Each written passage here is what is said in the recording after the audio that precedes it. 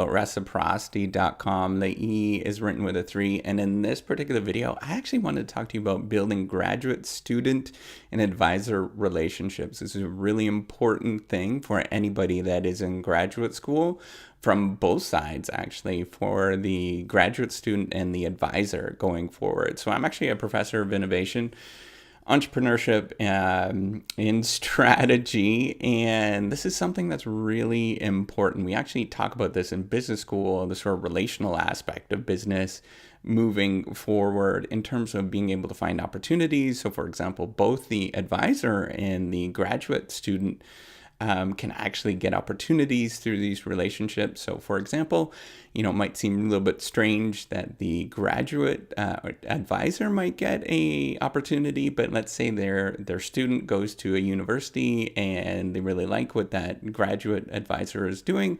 They can sort of find opportunities in that particular institution for the graduate advisor. That does happen.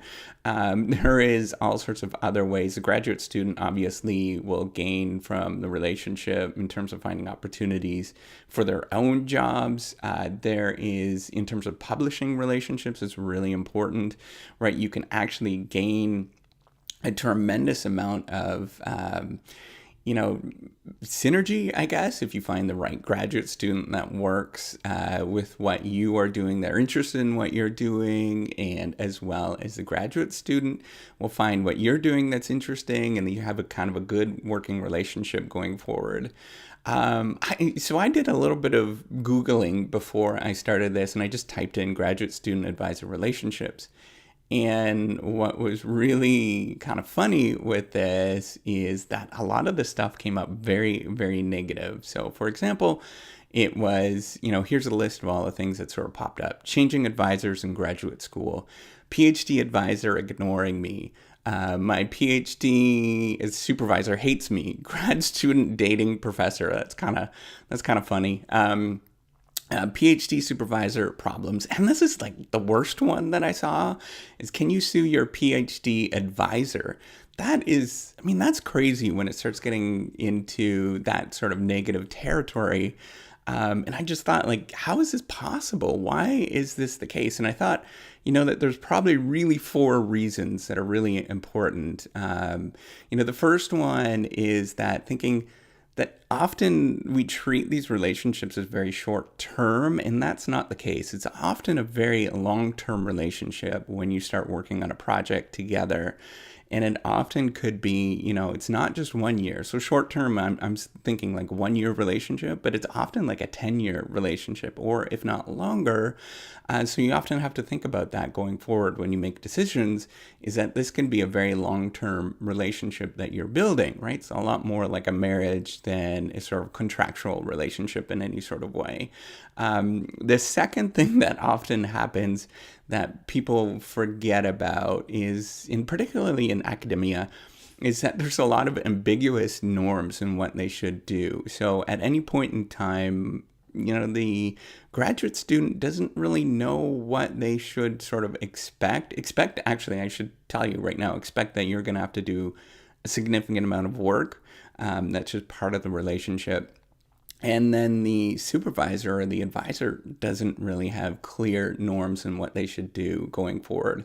And in any particular relationship where there's not a lot of clarity, there's moments of tension for sure. And if you have to think about how this actually works when you are going through this process from both sides. So the graduate students normally don't realize this, but there is a lot of external pressure that's put on advisors in terms of the publishing process.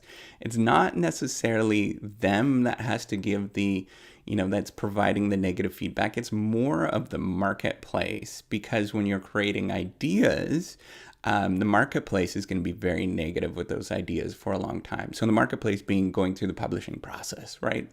That's the key thing when you're thinking about this. When you're going through the publishing process, there's lots of smart people out there, and they're going to pick holes with all of the arguments that you have, with the paper that you have, and they're just not going to let it through this whole publication process.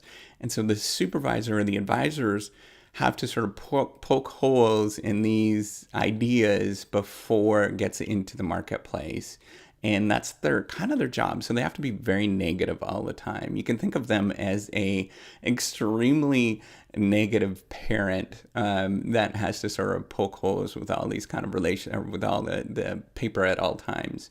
So the third thing that you should be aware of is that when you're creating new knowledge, new ideas, is nobody really knows what the right answer is. And this took me a long time to figure out what that is. It took me about 3 or 4 years to figure out, your advisor doesn't quite know what the right answer is. You don't know what the right answer is. And even the marketplace, so your reviewers, other faculty members, they don't know what the right answer is, but they know what a better answer is. And so they're often going to pick apart the problems with what you're doing. And by the way, the other thing that you should be well aware of, when they're picking apart problems, doesn't necessarily mean that they don't like you as a person or they don't like your idea. It actually is kind of the opposite. So if they didn't care, what they would do is just not say anything. They would kind of just not put any effort into what they're doing, and that is a signal that's more of a stronger signal that there's nothing going on there,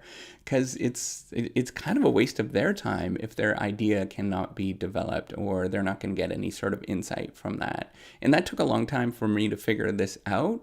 Is this, when you're creating new ideas, there's so much ambiguity here, and that's why I think that there is moments of where people feel like they should be suing other people in these relationships because it's not clear, and there definitely is a sort of power relationship that goes on between advisors and students, and it should be really you should be a lot more clear as much as you possibly can.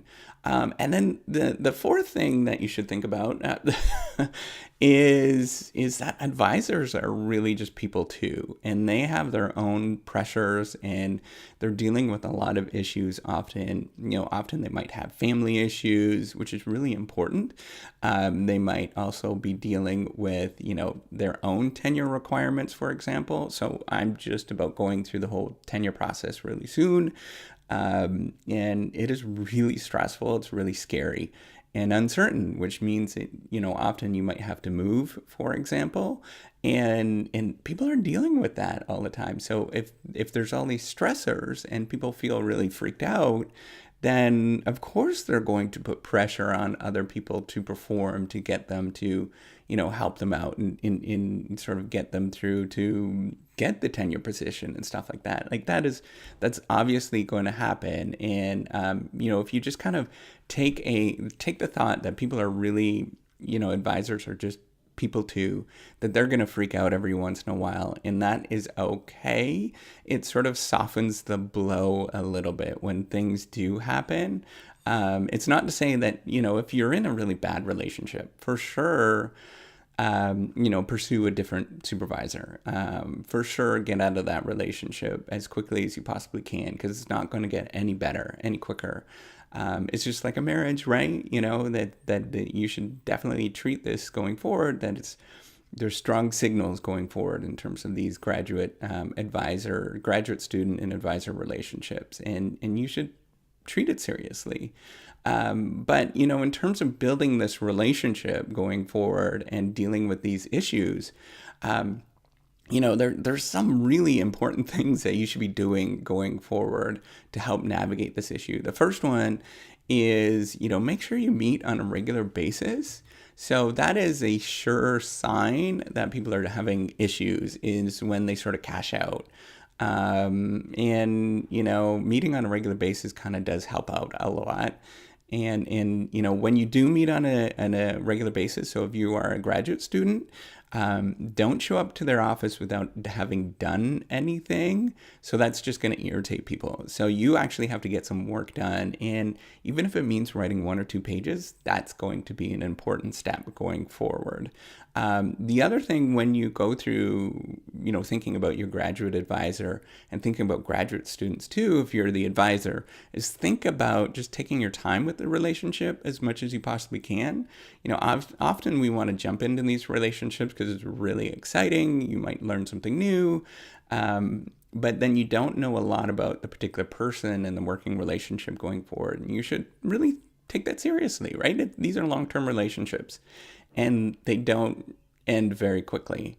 And the last thing is really should be asking other people about advice when you're in these sort of sticky moments. So, don't just watch a YouTube video about what you should do, but go and ask, senior faculty, other senior faculty. If you're a student, ask other PhD students what you should do. You often learn a lot from these moments, because these are moments where there's ambiguity in the norms that we have, and you should be just really aware of them going forward and what you should do so you can navigate some of these negative issues. So that's all I wanted to talk about today. Make sure you do subscribe to the YouTube channel. Give me a thumbs up. All right, take care. Bye.